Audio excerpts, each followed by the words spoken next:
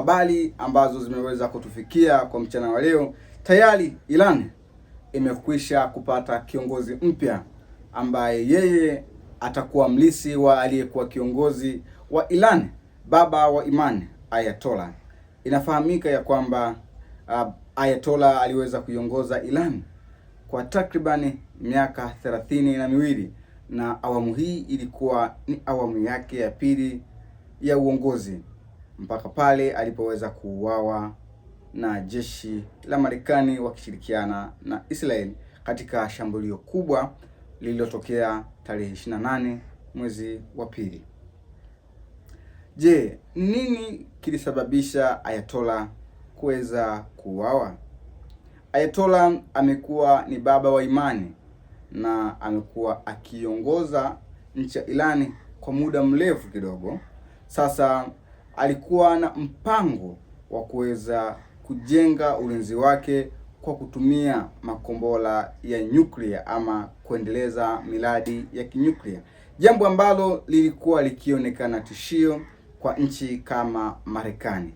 Hivyo Marekani akaanza vipingamizi na kuweza kuzuia mpango wa Iran kuendeleza silaha za kinyuklia. Sababu hizo zikaweza kupelekea mgogoro mzito wa kisiasa, na baba huyu Ayatollah, kiongozi wa kidini, kiongozi mwenye msimamo mkali, alikuwa hayuko tayari kuweza kusitisha mpango wake wa nyuklia.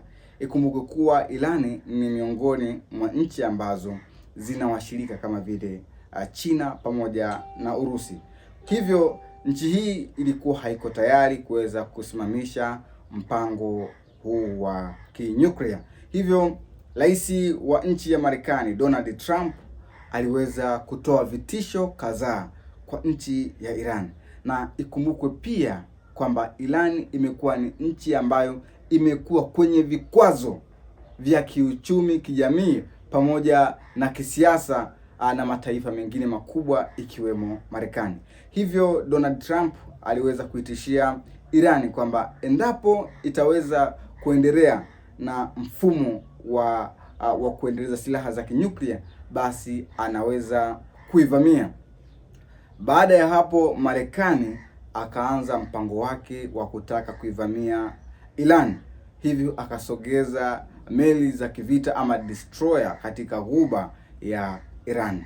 Sasa kiongozi huyu Ayatollah alikuwa hayuko tayari kuweza kusimamisha mpango wake wa kinyuklia, naye akajibu ya kusema iwapo Marekani itajaribu kuivamia Iran, basi yeye ataweza kuvamia nchi zote ambazo Marekani ameweka military bases. Naposema military bases, maana yake hizi ni kambi za kijeshi. Sasa baada ya hapo mashambulizi yakaanza kuzuka. Israeli akaanza kumvamia Iran, ndipo Iran akajibu. Baada ya kujibu, Iran pia akazivamia nchi ambazo zinamiliki military bases za Kimarekani ikiwemo Qatar, Kuwait na nchi zingine.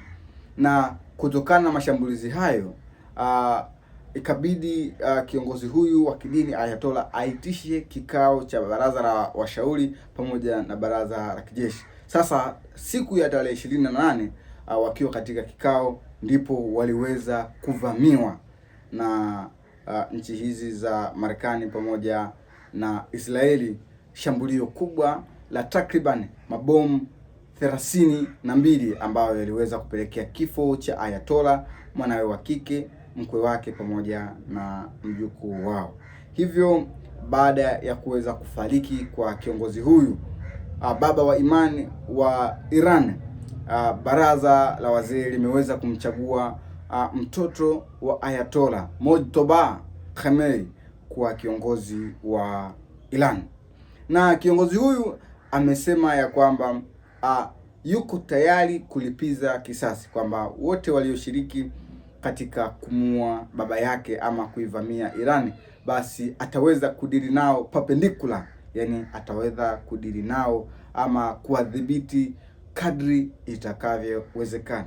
Lakini pia Donald Trump ambaye ni rais wa nchi ya Marekani ameweza kutoa vitisho vizito kwamba iwapo Irani itasubutu kulipiza kisasi kwa namna yoyote ile, basi ataweza kuisambaratisha kwa kutumia silaha nzito za kivita.